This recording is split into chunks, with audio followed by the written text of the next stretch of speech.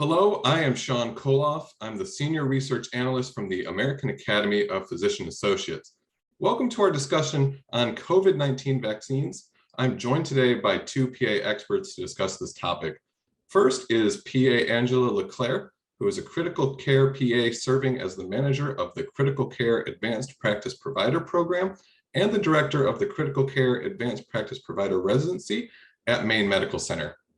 And we have Dr. Sampath Wijesinghe, who is a family medicine PA and HIV specialist in Central Valley, California, and clinical assistant professor at Stanford School of Medicine, California.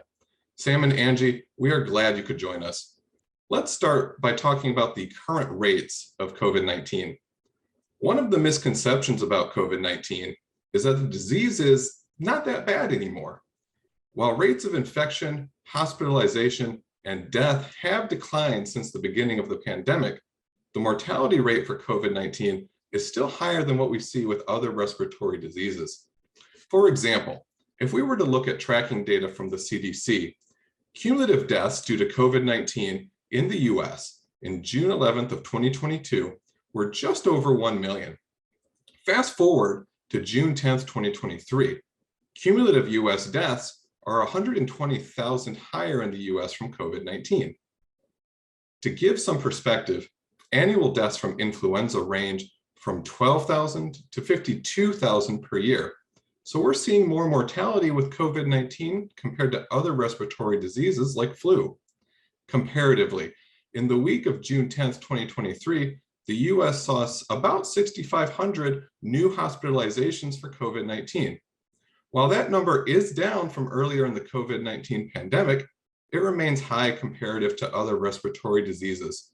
What did you see early in the pandemic, and what is it looking like for you now?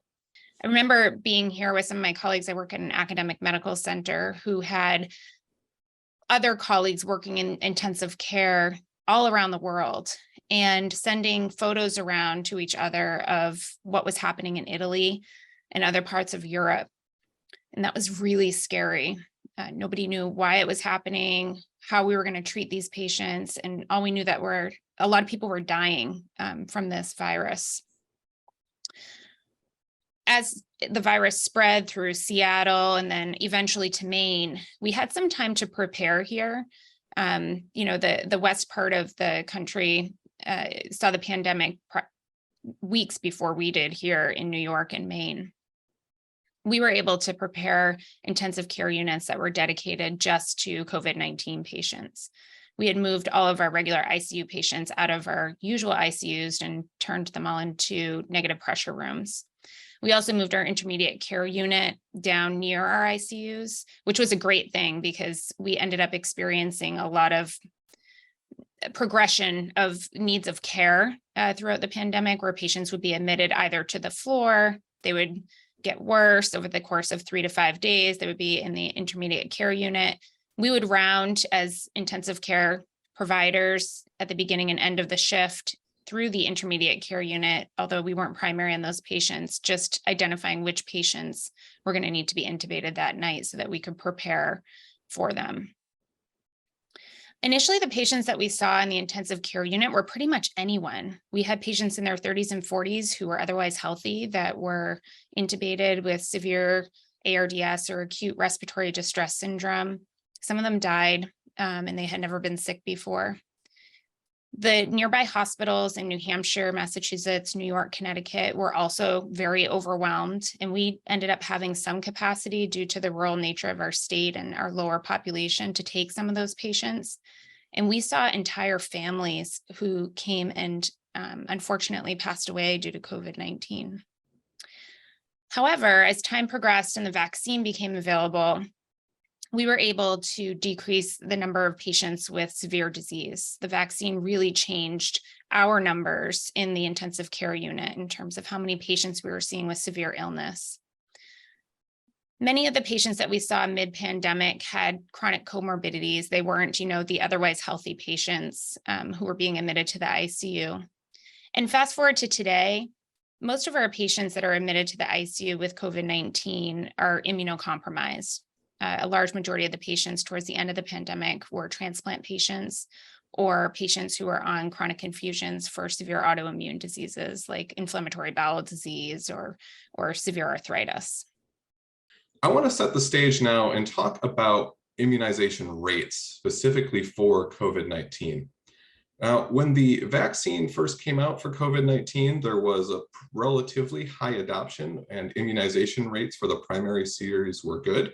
But there was a very large precipitous drop in immunization rates when we extend past that primary series and start looking at adoptions of things like the bivalent COVID-19 vaccination.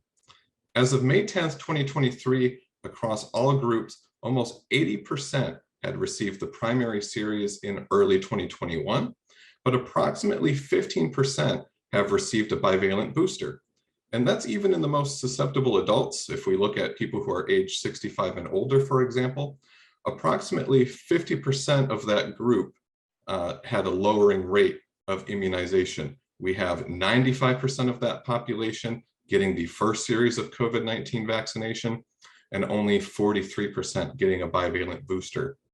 Other age groups, like younger adults, were even lower, with only about 15% of aged 18 to 64-year-olds receiving the bivalent vaccine. What are you all seeing in your practice right now? And Sam, let's start with you. If I can share about our local community, our numbers are very consistent with what you just mentioned, Sean. Our geriatric population, they have done better with the vaccination numbers, but it is less than what it was compared to primary series. And then when it comes to younger adults, it is the same thing in our local community. And if you're wondering about my practice, I have a very established practice that I have been taking care of these patients for like more than 10 years. So as a result, we have a really good rapport. So it is easy for me to talk about the vaccine and recommend the vaccine. So in my practice, most of them actually have received the vaccine because of the existing good rapport we have for a long time. So that has been fortunate with my practice. But in local community, my numbers are very consistent with what you mentioned. Thank you, Sam. And it's interesting that you talk about rapport and community. I'm sure that's a theme that will come up later in our conversation. Angie, moving to you, were your experiences with vaccination similar to what Sam's describing? Well, I work in a very different setting than Sam, so this is a good conversation to have. In Maine, we have a fairly rural area of the state in central Maine and northern Maine, and southern Maine is highly concentrated. The politics are different in those areas. Early in the pandemic, when things were unknown and there were patients who were otherwise healthy that were getting sick, I would be preparing them for intubation and give them a chance to call their families prior to transferring them to the ICU. And in those conversations with their families, I don't know how many times I heard some patients say, like, please go get the vaccine. You've got to do it. We were wrong. Like, you need to get vaccinated. This is no joke. Like, I'm afraid I'm going to die. Like, literally saying that to their loved ones during the pandemic, which was terrible. And as time moved on, I think people suffered from two things, aside from access, which I think we did as good of a job as we could in terms of public health officials. They suffered from infodemic, where they were getting disinformation and misinformation, and the information was either true, false, or misleading, and no one knew where to go for the right information. Politicization of vaccines and pandemic fatigue. So as time went on, my conversations with patients that we noticed were not vaccinated, who are convalescing from their acute critical illness, were different. That misinformation and disinformation was really prominent for me with conversations with my patients who were not ready to be vaccinated. Vaccine hesitancy is probably much higher over the past 2 or 3 years than it had been initially when the pandemic was new and scary. Angie, I want to follow up on one thing that you mentioned when you were describing what your practice setting looks like now. And one of the things that we're aware of is that there are patients who are at a high risk for COVID-19 morbidity and mortality because of their existing comorbidities. So patients of age 65 or older and or patients who have medical conditions like diabetes, obesity, kidney disease, liver disease, lung disease, and or cardiovascular diseases are among those at the highest risk for morbidity and mortality from COVID-19. If we highlight obesity, which is an AAPA national health priority, we see that about 72% of patients who suffer from obesity also suffer from cardiovascular disease, and 33% also suffer from diabetes. PAs who care for specialty patients know that most often one comorbidity is just the tip of the iceberg, and many patients suffer from multiple comorbidities. Yet we know that the majority of patients with conditions that put them at risk for more severe COVID-19 infection are not receiving the bivalent booster. So Angie, working in critical care, what are you seeing on the ground?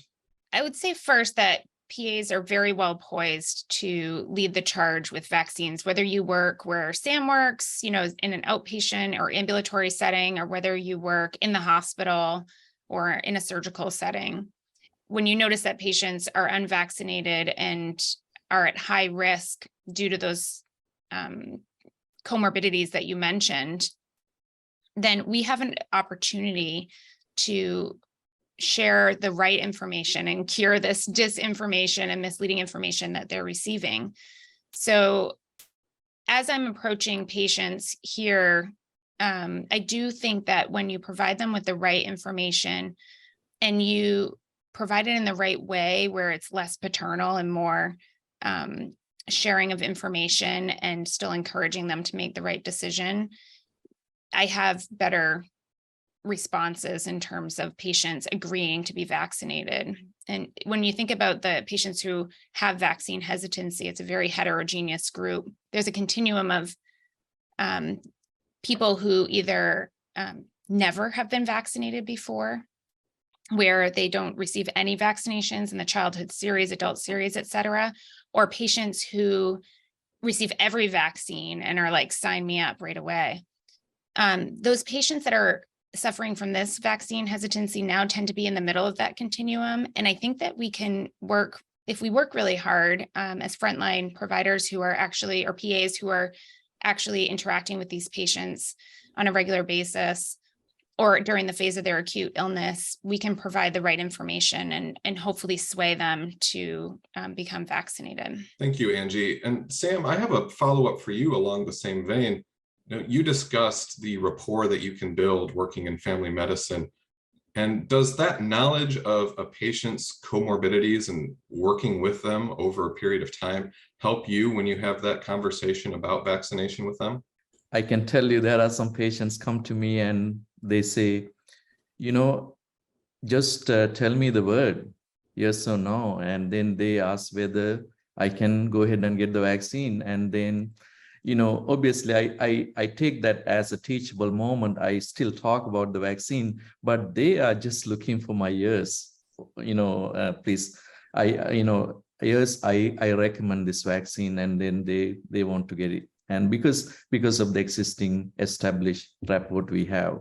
And, if I have a new patient, obviously it's different. I take, much longer time to explain about the science and all the reasoning behind the vaccine and what are the benefits, what are the risks, and then let's make a decision together. So I take time with my new patients when I have a new patient. But in general, with the established patients, it's relatively easy decision to make. I want to transition us now that we've talked a bit about the existing vaccination landscape. What's new for the 2023 and 2024 respiratory virus season? The FDA Vaccine and Related Biological Products Advisory Committee met on June 15th of 2023 to discuss and make recommendations for SARS-CoV-2 strains for updated COVID-19 vaccines for use in the United States beginning in the fall of 2023. So for the 2023 and 2024 formulation of the COVID-19 vaccines for use in the US beginning this fall 23, the committee unanimously voted that the vaccine composition be updated to a monovalent COVID-19 vaccine with an XBB lineage of the Omicron variant. It's important to note that this XBB lineage is a new variant of COVID-19 that has not been previously included in the former vaccine formulations. The FDA, the following day, instructed manufacturers to move forward with a monovalent XBB 1.5 vaccine variant. The Advisory Committee on Immunization Practices, or ACIP, then met and provided guidance to the director of the CDC regarding use of vaccines and related agents for control of vaccine preventable diseases in the civilian population of the US. And we anticipate final recommendations for them will be available late summer of 2023, with updated vaccine doses being broadly available in the fall of 23. The CDC's ACIP is expected to make their recommendations in later summer of 2023, and we expect that the US population is going to need a dose of a new vaccine formulation this fall. Now that we've set the stage on the scientific background, we can see that there are significantly declining immunization rates across the US. I need to ask you both why you think this might be the case. And Angie, let's start with you. I think that vaccine hesitancy is a very heterogeneous population. The infodemic and pandemic fatigue have played a large part in this declining rate of vaccinations or immunizations. There are multiple influences on whether or not patients are receiving vaccines or have vaccine hesitancy. Access to vaccines is definitely one of them. We did a really great job at the beginning of the pandemic when the vaccine came out initially in trying to increase access to the vaccine. However, I think we're seeing that some patients are not able to access the vaccine as easily, perhaps due to socioeconomic class or location, or ability to have transportation, even if you do have the means. Maine is a rural state, and we do find that there's some difficulty finding transportation for patients who do not have public transportation available. They don't have any families that can bring them in to get their vaccine, and they don't have the money to pay somebody to bring them. There are other influences on whether or not patients have vaccine hesitancy. We know that ethnicity, age, education, political affiliation, religious affiliation all affect whether patients are accepting of vaccination or not, particularly with the COVID-19 vaccination. PAs are frontline providers who have an opportunity to correct the misinformation and disinformation. Like I said before, there's a lot of true information out there, but perhaps could be misleading in the wrong context or without the right background information. And there's a lot of purely false information, and patients and families oftentimes don't know where to go for the right information. And that can also be confusing. And when you don't know if you're getting the right information anywhere, you may just decide not to get any information and not become vaccinated. Thank you for that response, Angie. Sam, same question to you. What do you think is leading towards the declining immunization rates? A few things come to my mind. One is that some patients, they had COVID-19 infection, and now they believe that they have the natural immunity and they might not get it again. So there are some people, they are just under the impression they will not get it. And then they think even if they get it, they just will have some mild symptoms. So that I run into some of those people. And then also some people, they had the primary series, the vaccine, and now they think, okay, because I had the primary series, I will not get COVID-19 again. And again, they think even if they get it, that will be mild symptoms. Then also there is another category. They think, okay, now why do we get the vaccine? There are some medications available. If I get it, I'll just call my healthcare provider and get the treatments. And so I have some people like that too. And then finally, Angie, you mentioned about pandemic fatigue. That is very real. And some people are just tired of dealing with pandemic. and also, everything associated with the pandemic. And then they just want to move on, and they're just tired of dealing with everything to do with the pandemic, and they just don't want to do anything else anymore. Angie, there's another important thread from your response that I want to pull through here. You mentioned that PAs are on the front line and they're the ones who are able to immediately on the ground talk to the patients. So as we look and try to figure out solutions for reversing this vaccination trend, who is the right person to deliver a message that vaccines are important in preventing or reducing the severity of diseases for which there is a vaccine available? And Angie, if you wouldn't mind, let's start with you. PAs provide a lot of the frontline care for patients, whether it is in the ambulatory setting or in the acute care setting. Oftentimes, we're the first contact with the patients and the last contact with the patients in the acute care setting. Occasionally, that gives us time to build some rapport, but it also may allow the patient to be a little more vulnerable with somebody that they don't know as well. So I always try to capitalize on that opportunity when I'm here and I notice that somebody has not been updated on their vaccines or has not received the COVID vaccine at all. In the ambulatory setting, PAs are developing relationships with patients. They develop trust. I do think the pandemic has broken down some of that trust, and I think we need to work hard to rebuild the trust in the medical community. I know that Sam has been working hard to do that with some of his patients. I'd be interested to hear, Sam, like what your take is on that relationship in the ambulatory setting. Thank you, Angie. And I agree with everything that you mentioned. I think as clinicians, we all have a great opportunity to deliver this message, talk about the vaccine. We really need to advocate what we believe. We believe in science, we believe in vaccination. So we need to advocate that. And, I remember talking to a patient actually last week. This patient, I am the primary care provider, and then he goes to a pulmonologist, and also he sees a hematologist. And this patient is vaccinated, and then, but his family is not, and his family is actually against the vaccine. And then I asked him, what's the reason, that you got the vaccine, and what influenced you the most to get the vaccine?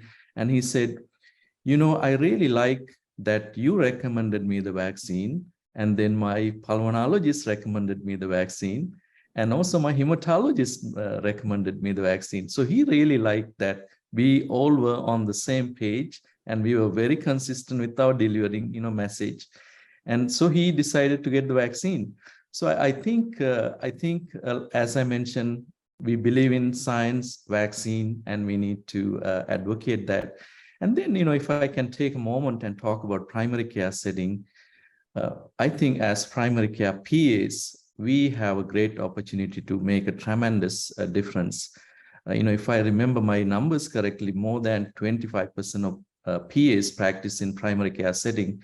And that means, you are dealing with many patients in your panel.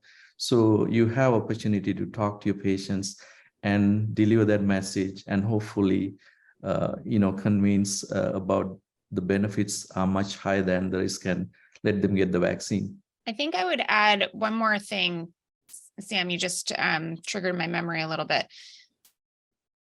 Being involved in your constituent organizations, your state organizations, provides you an opportunity to support public health policies that limit disinformation and that promote vaccination.